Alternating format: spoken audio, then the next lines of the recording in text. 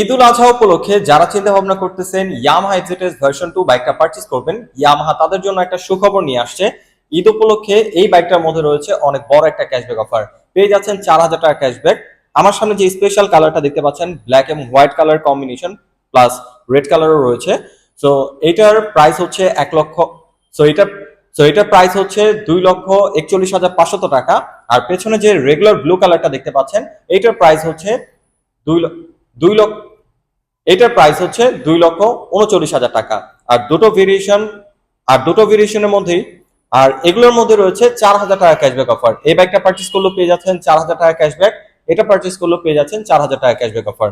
তো cashback offer দিয়ে এই কালারটার প্রাইস হচ্ছে 2,37,000। তো আর ক্যাশব্যাক অফার দিয়ে এই বাইকটার প্রাইস হচ্ছে 2,37,500 টাকা। আর এটার প্রাইস হচ্ছে 2,35,000 টাকা। এই বাইকটা নিয়ে আপনার কি মতামত সেটা অবশ্যই কমেন্ট বক্সে জানিয়ে দিবেন।